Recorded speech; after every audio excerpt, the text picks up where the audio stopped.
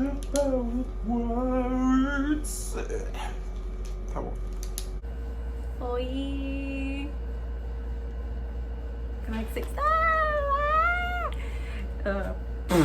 O vídeo de hoje vai ser um pouco mais pesado, vai ser um pouco mais assim, né? Primeiro, quem me deu inspiração pra fazer esse vídeo foi a Laura, no TikTok. A Laura Tons. Vou deixar o arroba dela aqui embaixo, porque ela é tudinho. Segundo, quem me deu também inspirou. Basicamente, esse vídeo é baseado na Jazz, do Hey Angel. Vou deixar o link do canal dela aqui embaixo. Ela fez em inglês. Então, se você quiser assistir o vídeo, se você entende inglês e quiser assistir o vídeo dela, é basicamente esse vídeo aqui. Eu só adicionei algumas coisas um pouco mais novas, porque o vídeo dela é de maio. Eu só adicionei algumas coisas mais recentes. E basicamente no vídeo dela, ela dá mais as informações e tal aqui, mas tem um pouco de opinião também, que a gente gosta. O roteiro desse vídeo tem 15 páginas. Ou seja, sendo que lá vem história. Eu acho que esse tipo de vídeo é importante, porque às vezes a gente tá preso numa narrativa que, tipo, tudo era perfeito, ou que a gente ignora certas coisas pra poder aceitar outras em relação ao Direction, assim. E eu acho que as pessoas precisam se informar pra poder ter uma opinião sobre as coisas. Tudo que eu vou falar aqui referente ao vídeo da Jazz vai estar aqui embaixo. Todas as reportagens, os artigos e as coisas que eu adicionei também vai estar tudo aqui embaixo. Então, se mencionar alguma entrevista, se mencionar alguma reportagem, você pode ter certeza que vai estar aqui embaixo. E antes de começar, é bom falar que eu tô expressando a minha opinião baseada em reportagens e artigos e fatos. Então, assim, é a minha opinião baseada nesses artigos, porque o último vídeo, todo mundo fica, ai meu, é fatos, porque é desmentido e ela tava só brincando. Ok, isso aqui são artigos que aconteceram, todos eles vão estar aqui embaixo, os vídeos de tudo que eu tô falando vai estar aqui embaixo. Então, assim, se você tiver alguma dúvida, você vai nos artigos, bota no Google Tradutor, que você vai achar o que eu tô falando. E, pra acalmar o coração, obviamente não foram só coisas ruins. Tem um lado bom no One Direction, assim como os meninos já falaram que, tipo, eles eram muito felizes em certos momentos e eles não se arrependem, blá blá blá. Existem coisas ruins, a gente precisa falar das coisas ruins se a gente quer falar das coisas boas, mas não fiquem com o coração apertado. Mas nem tudo são flores, a gente precisa entender por quê. E outra coisa que eu acho importante eu falar, que a Jess também falou, e eu preciso falar porque vocês me conhecem. Esse vídeo não tem nada a ver sobre Larry, não tem nenhuma relação com Larry, é sobre a One Direction. Então isso não é sobre Larry, não tem nenhuma relação sobre Larry. Talvez você faça conexões com Larry porque existem dentro da teoria, mas hoje eu só vou falar sobre One Direction. A Jazz organizou tudo bonitinho o vídeo, mas eu vou... provavelmente vai ser mais caótico por aqui. Assim que a banda toca por aqui, galera. Vamos começar pelo marketing e estigmatização feitas pelo time de gestão e o Simon Cowell, né? Muita gente não sabe o que é time de gestão, às vezes eu falo, as pessoas não sabem, então eu procurei uma definição pra vocês.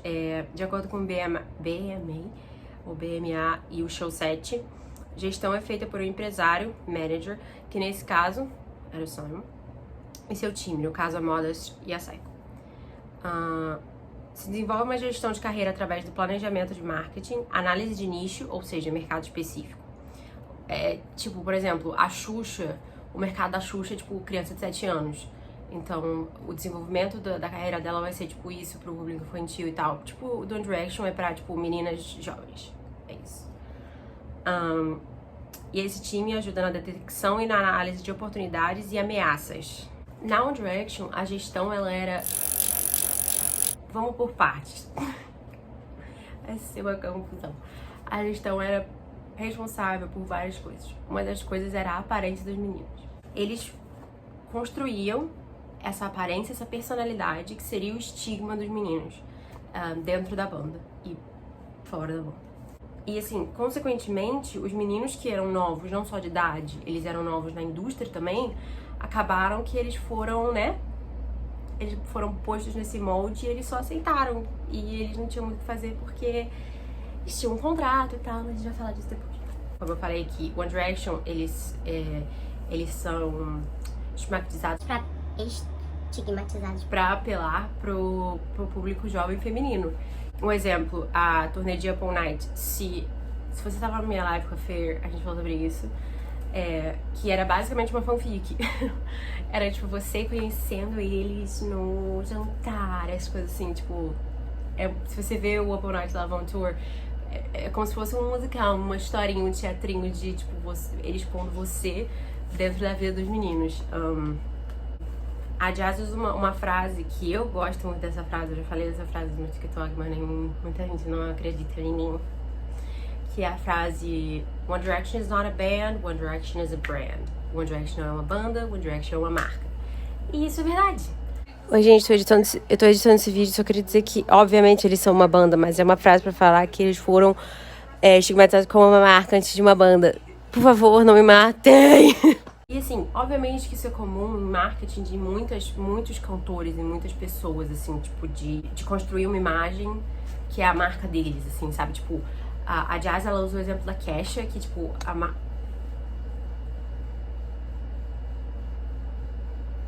Quer dizer oi? Vem cá. Oi, gente. O que houve, meu bem? A Kesha, ela tinha essa imagem de party girl, tipo, doidona e tal. E ela depois falou que, tipo, não era ela não era assim. Isso foi só uma imagem que impuseram nela. Mas o outro exemplo que eu vou usar aqui pode ser a Taylor Swift, que ela começou tipo, country girl, tipo, doce, não fala nada, fica quietinha. Se você assistiu o documentário dela, o Miss Americana, você vai entender o que eu tô falando. E, tipo assim, não que ela não fosse essa, tipo, country girl, sweet girl, mas ela não conseguiu mudar o estilo de música que ela fazia por muito tempo, porque esse era o estigma dela. Então, era muito difícil pra ela sair disso. Então, voltando à forma que eles eram designados a se vestir, se você reparar, é bem claro, assim, tipo, o Harry usava o blazer, o Liam usava o quadriculado, o Zayn usava aquela jaqueta de futebol, o Niall usava polo, o Louis usava listra. E assim, por mais que isso não seja um problema enorme, tipo, dane-se, eles estavam só querendo ser coesivos, assim, parecer bonitinho no palco. Essa forma que eles foram feitos, que eles foram rotulados pra se vestir, vem a ser muito importante depois pra forma que a personalidade dele foi influenciada por isso também. Então a gente vai voltar a isso aí. Tem um artigo, que vai estar aqui na descrição, que o Liam fala que tudo isso da roupa era tão rigoroso que ele não podia sair, tipo, pra evento da banda aí de listra.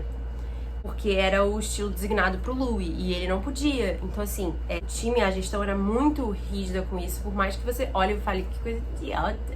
Tipo, quem... Mas você, tipo, até hoje, qual é, tipo, as roupas mais icônicas do Louis que você lembra? Exatamente. Então, assim, parece bobinho, só que era um negócio que, tipo assim, os meninos... eu vou usar essa camisa aqui. Não, você não pode, porque... listras é do Louis. Você fica... Tá bom. Então é só mais um aspecto de controle mesmo. Por mais que, tipo, mas o que tem? Deixa eles mandarem na roupa deles. É um aspecto de controle que mostra, né? O quão pouco eles podiam escolher. Também sobre a aparência deles, o cabelo, né? Eu acho que ficou um pouco claro isso. Se vocês ainda não entenderam isso do cabelo, eu vou explicar novamente pra vocês. Aqui, mais uma vez. Eles tinham regras de como manter o cabelo. E tudo que eu tô falando aqui tá no artigo da descrição, que o Zayn uma vez falou que ele tinha muita vontade de mudar o cabelo dele algumas vezes, trocar de cor e tal, e a gestão não deixava.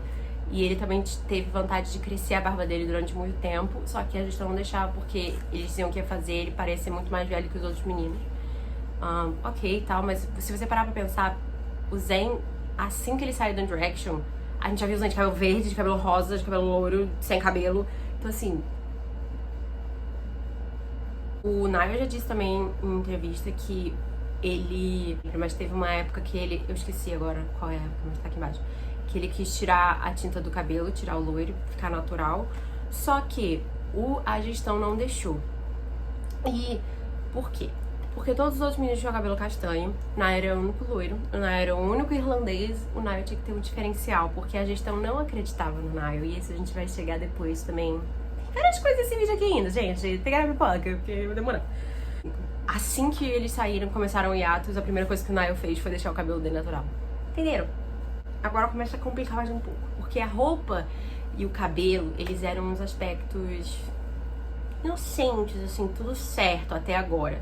Mas esse controle que era feito do cabelo e da roupa deles influenciava, chegava numa coisa muito pior.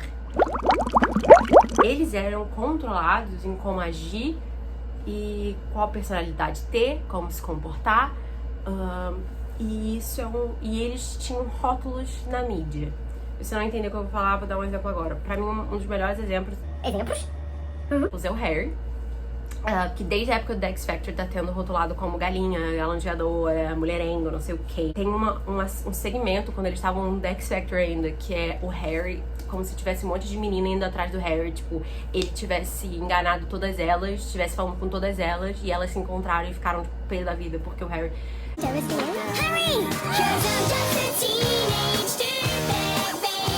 Oh my gosh, listen, I think you've got a lot to talk about. Harry, why haven't you done my tape? I don't believe this. And there's even more girls. Why have you not done my tape? This gets better, doesn't it? Harry, I've taped you 5. Unbelievable! How many are there? Harry, you said that was the one. Girls, please. E ele tá muito constrangido. Você consegue ver o constrangimento na cara do Harry. E é pra justamente botar essa imagem, tipo, olha ele falando com 15 meninas ao mesmo tempo e nenhuma delas sabia. Olha que confusão que deu quando elas se encontraram. E, tipo, claramente ele não tava falando com nenhuma delas. Então, assim, desde o The X Factor, essa imagem tá sendo imposta sobre o Harry. E, assim, cada menino tinha o seu rótulo. O Zayn era o misterioso, o quietão, o bad boy. O Liam era o pai da banda, tipo, o responsável, assim. O Louis era o engraçadão, o garoto ideal, que namorava uma menina normal. Ele namorava a Leonor, que era, tipo... Nossa, Leonor foi pra faculdade. Leonor não é ninguém, sabe? Ele tá namorando uma ninguém, sabe? E, assim, o Lu é um caso diferente dos outros meninos, porque a imagem dele mudou muito durante os anos em drag, diferentemente dos outros meninos. Mas a gente vai falar disso também depois. E o Niall era, tipo, o fofo, inocente, hahaha. Entenderam? Então, assim, cada um deles tinha um hot. Mas isso acabou tendo efeito na vida pessoal deles, porque esses rótulos que eram impostos pela mídia, pelo time deles na mídia, isso saía em jornais, isso saía em artigos, tipo, essa imagem deles que realmente não era eles, entendeu? Tem uma entrevista do Zayn, eu acho que é a mês anterior, que o Zayn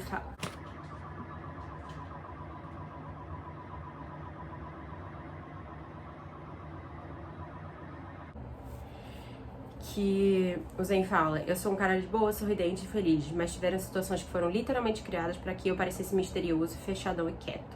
Isso ajuda eles a venderem mais. É um produto que já é pré-programado e que vende. Que coisa triste, mano. Tipo, literalmente eles criavam situações pro Zayn parecer misterioso e quietão, assim, porque ele não podia ser, tipo, sorridente e tal, e chirpy e tal. E com isso, a gente entra numa situação que eu não quero falar disso no meu TikTok, porque eu acho que 1 minuto não é suficiente pra falar sobre isso. E eu acho que aqui eu vou poder expressar um pouco mais, que é sobre o racismo que o Zayn sofreu. Se você não entendeu, não pegou, não, né? O Zayn era o único não branco do One Direction. Ele é descendente de paquistanês, ele não é branco. Uma entrevista que ele, eu acho que foi no The Fader, sei lá, que o Zayn fala sobre como ele se sentia sendo o único não branco da banda e como eram lidar com os constantes comentários racistas. Então muita gente não gostava do Zayn, não era porque eles achavam que ele cantava o pior ou que ele não era bom, não, era só porque ele era diferente dos outros meninos, só pela asa dele. Teve uma época que ele tava recebendo tanto comentário racista, tipo, tanto, foi na mesma época que teve um atentado, que as pessoas estavam mandando tanto comentário racista pra ele, que ele saiu na rua com uma blusa escrito: eu não sou terrorista, por favor, não me prenda. Por isso que às vezes quando as pessoas falam: ah não, eu sou OT4, ok, tudo bem, tipo, você pode gostar do que você quiser, só que você não pode ser OT4 só porque você é racista. É da mesma forma, você falar que você é H-Stan, ok, você pode ser H-Stan desde que você não seja homofóbica, o que é muito comum, né? Então, assim, só põe a mão na consciência e fala: será que eu só gosto dos 4 meninos porque o Zayn não é igual a eles? O Zayn é diferente deles e eu não... Por que você não gosta de dizer: ah, ele saiu da Direction? Tá, mas a gente já sabe porque ele saiu da Direction. Foi a saúde mental dele, foi muito melhor pra ele. E, assim, a gente entende isso, então... Por quê? E assim, não sei se vocês sabem, indo numa tangente aqui, as músicas do Zayn atualmente são incríveis. Elas são influenciadas por batidas de músicas indianas e de músicas do Oriente Médio, que é incrível. Ele tá fazendo um negócio que, tipo, ninguém tá fazendo. Então, se você não deu a chance de escutar a música do Zayn ainda, por favor, vai escutar, porque vale a pena. É muito boa. A imagem do Harry continua a ser bem problemática até hoje, mas depois eu vou voltar nisso. Ele foi estigmatizado, como eu disse, como esse mulherengo, galinha, dorme com todas, gosta de mulheres mais velhas. Isso, ele tinha 16 anos. Ele era uma criança. E eu acho que o pior de tudo nisso era a liberdade com que a mídia se sentia falando essas coisas. Eles perguntavam pro Harry no meio das entrevistas, tipo, quantas mulheres você dormiu essa semana? E você lembra daquela paródia que a Capital FM fez? Se você não lembra, eu vou deixar o vídeo aqui embaixo, que, tipo, ele tem que cantar. Eu acho que é o Louis que canta. Não, é o Liam que canta, talvez. Esqueci. Que eu não assisto aquilo que eu é nojento. Harry does fall a lot on stage. And he likes women of a certain age. Que o Harry cai muito no palco lá, e ele gosta de mulheres de uma certa idade. O Harry tava sempre se defendendo. Sempre. E os meninos estavam tentando defender o Harry sempre. Porque, assim, a gestão... Eles treinavam os meninos pra mídia e tal, eles podiam botar qualquer que fosse o rumor, mas os meninos, na hora da entrevista, óbvio que eles tinham o livre-arbítrio de falar, não é verdade, não é isso. Só que é a palavra dos meninos contra 50 outros tabloides e coisas que falam que tem provas, que tem links com eles, que falam que foi, sabe? Então, né? Um vídeo aqui, se eu conseguir. Se eu não conseguir, eu posto ele no Twitter e linko aqui embaixo. Que é o vídeo da Freddie's My Queen, que é realmente mostrando como o Harry se defendia e os meninos defendiam o Harry. E alguém tem uma parte que o cara falando assim, como você se sente ser um sex symbol? O Harry só, tipo, vai embora. Ou o Liam falando que, tipo, tem muita coisa que esse cara tem que lidar só por ser Harry Styles. Ou quando ele falando, tipo assim, agora parece que qualquer menina que eu saio, eu tenho que estar casado com ela. Então, assim, é bem complicado e é bem triste se você assistir esse vídeo. Eu choro bastante. You're like what? You're the womanizer, right? You're the guy who likes the ladies. He's a nice guy. No, he has to answer. No, I know the real you. Harry, are you really dating Taylor? Harry, your fans want to know, are you really dating Taylor? Harry!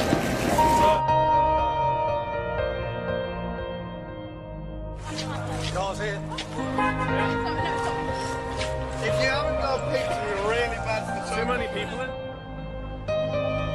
Thank you. Harry, how does it feel to be a sex symbol loved by every girl? Sex symbol loved by every girl. How are the American women? Amazing. They're very polite. All right. I mean, you two are apparently dating now. Well, I have seen We're on you camera, twice so- this week. It's getting serious. This is how rumours start. It's getting serious. We've got to be careful about it. Does it get annoying that you are constantly seen as the ladies' man? Saying that's not true. Yeah. How many times have you got to say it? I'm bored of it. E antes de ler todas essas entrevistas e assistir os vídeos e tal, é muito fácil achar que esses rótulos assim só afetam os meninos no palco ou nas entrevistas, só que não. Louis agora. E o Louis também é uma página um pouquinho complicada desse vídeo. No início o Louis tinha um rótulo que não era... Gente, meu cachorro tá lamendo. Tita, para. Se comporta! No início, o Louis tinha um rótulo que não era muito diferente de como ele realmente agia, né? Tipo, de engraçadão, de garoto engraçado e tal. Mas isso, obviamente, mudou, né? Porque o Louis amadureceu, o Louis cresceu, o Louis, né? Adultou e as pessoas mudam um pouco. O problema foi que por volta de 2013, a gestão começou a querer mudar essa imagem do Louis e eles começaram a pôr na mídia que o Louis era esse cara super agressivo, briguento, sarcástico da pior forma possível, que ele não se dava bem com os fãs e que assim, que ele bebia, fumava, não ligava pra nada, sei lá, ele era homofóbico, agressivo, falava um monte de coisa. Eles botaram essa imagem no Louis. As pessoas, e vocês, se vocês veem qualquer vídeo do Louis, se você vai no Twitter do Louis, ele trata a gente, tipo, a gente fala, Louis, você pode, por favor, botar um chapéu na sua loja de merch? Ele fala, feito. Pode enviar pra não sei aonde, feito. Mano, Ele não é essa pessoa que a mídia colocou, só que muita gente ainda acha que ele é. Muita gente ainda tem essa imagem do Louis, o cara briguento. Então, basicamente, isso foi feito pra botar ainda mais essa imagem do Louis como o vilão e como o cara esquentadinho que grita, que é mal educado, e não é isso. E afetou o Louis principalmente porque imagina você, tipo, tá sempre tendo que lembrar assim mesmo, você é, tipo, super masculino e agressivo e, tipo, como se você não estivesse sendo quem você realmente é. E se você já escutou Habit? Você já escutou Habit? Se você não escutou Habit, vai escutar Habit. Tem uma linha que o Louis fala: tirei um tempo porque me cansei de fazer o papel de alguém que eu não sou. Ele tá, tipo, literalmente falando, gente, por favor, acredita em mim, não é esse que eu sou. Eu tô fazendo esse papel. Vocês não entenderam? E o Simon, ele tem uma relação especial com ele. Tratava o Louis como se fosse o cachorrinho dele.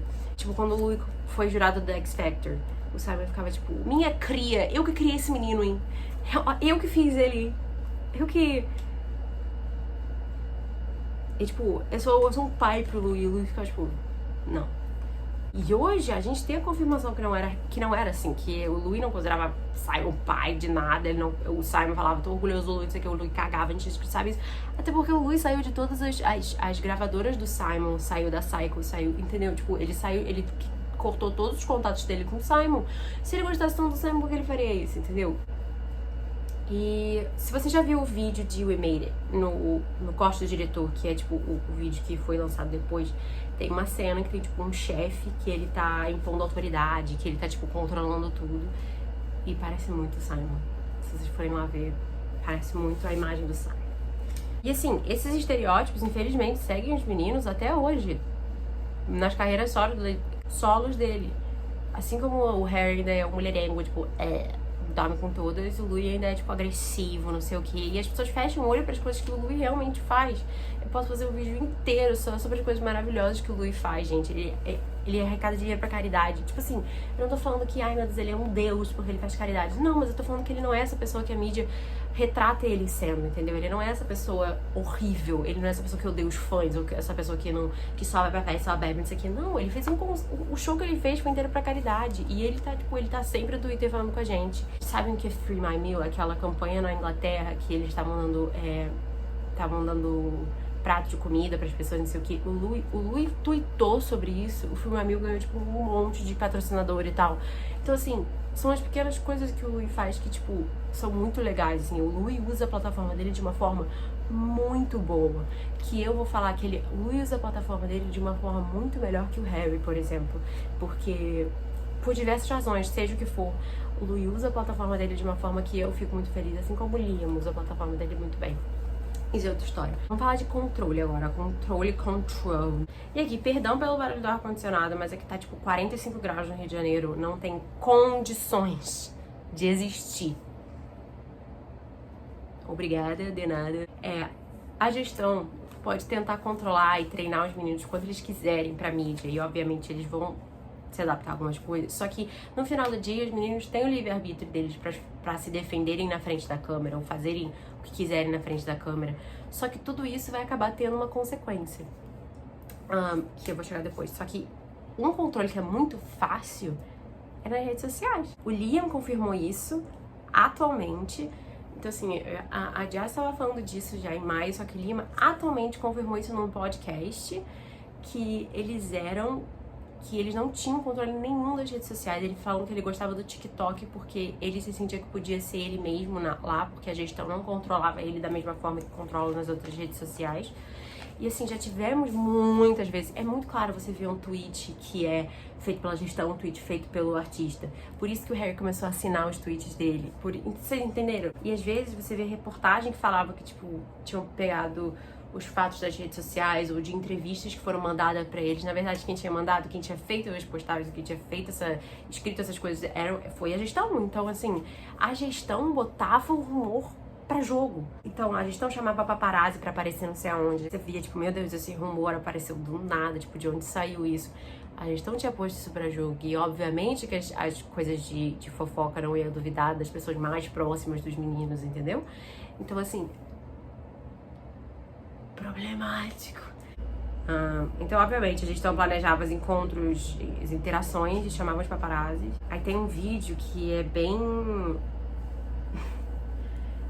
claro como, tipo, eles ainda têm o próprio livre-arbítrio, independente do que eles foram instruídos a fazer, que é um vídeo que o Harry tem que dar um buquê pra Caroline Flack. Se você não sabe quem é Caroline Flack, ela foi uma amiga do Harry, que eles botaram na mídia que ela tava tendo um caso com ele quando ele tinha 17 anos, ela tinha 30 anos. E ao invés de dar pra ela, ele dá pro Wally. Então assim, é bem... Só que aí a gente volta pra aquela coisa da consequência. Essas pessoas que estão na gestão têm total controle da vida deles em termos de, tipo, o que vai ser dito sobre eles. Então assim, talvez ele não ter dado o buquinho pra Caroline Flack só fizeram mais rumores aparecerem do nada e rumores sobre outras pessoas, outras meninas, e é consequência de uma coisa que às vezes, tipo, era melhor você ter feito aquilo pra... Entendeu? No início do One Direction, a Psycho cagava pro talento do Louis e do Niall. Eles cagavam. O Niall e o Louis não cantam mais que 3 minutos no álbum do Up All Night. Não tem solos longos suficientes pra dar 3 minutos no álbum inteiro. Mano, quê? Sabe, você para pra pensar, isso é muito louco. Assim, isso era tão prominente no Niall que ele, antes do hiatus e tal, ele falava que ele não ia fazer carreira solo. Ele não tinha confiança no talento próprio dele. Ele falou que se o One Direction um dia acabasse, ele não ia saber o que fazer, porque ele não tinha confiança no próprio talento. Mano, olha isso, olha o que o Niall é. Ele é maravilhoso, ele é incrível, ele é tudo. E as músicas dele são incríveis, ele tem muita capacidade, só que a gestão teve uma época que botou tanto isso na cabeça dele que ele não era capaz, que ele, tipo... porque ele achava que ele não era capaz. Ele não... Vocês entenderam? Cara, imagina como eles não fizeram esse adolescente se sentir um lixo pra ele chegar e falar assim, eu acho que eu nunca vou ser capaz de fazer música solo. Mano, que... Sério. Ai, como eu odeio. Como eu odeio.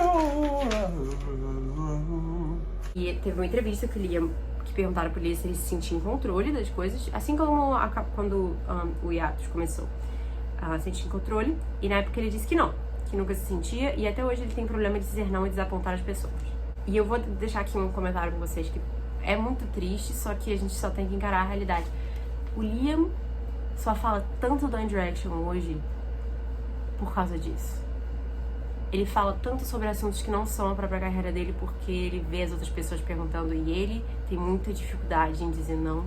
Ele quer sempre, ele falou, ele não quer desapontar as pessoas e quer sempre agradá-las porque ele acha que deve isso a gente. As pessoas pedem e ele não quer decepcionar. Ele acha que, tipo, é trabalho dele como responsável de manter isso vivo e de, tipo, acalmar o coração de todo mundo. Ele é o único cara que fica, tipo assim, não, ainda tô no drag, gente, calma, tipo, relaxa, pelo amor de Deus. E ele já falou no podcast que não é bem isso, tipo, que às vezes ele fala isso só pra gente não ficar muito louco, porque senão as pessoas vão matar ele. E imagina essa pressão em cima, sabe? Assim, por mais que eu aprecie ele, muito obrigada por fazer isso, é horrível saber o motivo por trás disso, é só porque ele não quer desapontar, isso é uma merda. E ele também falou que ele não escreve nada, isso também é um pouco recente, desde da One Direction. O que faz a gente ver que esse negócio do controle segue eles até hoje. O Liam não teve a oportunidade de se expressar criativamente no próprio álbum. A gente sabe o quão maravilhoso compositor o Liam é. Tipo, a gente sabe, a gente viu as músicas que ele escreveu pro One Direction. A gente sabe o quão maravilhoso ele é. Ele não teve a oportunidade de mostrar isso. Isso é uma merda. Que saco!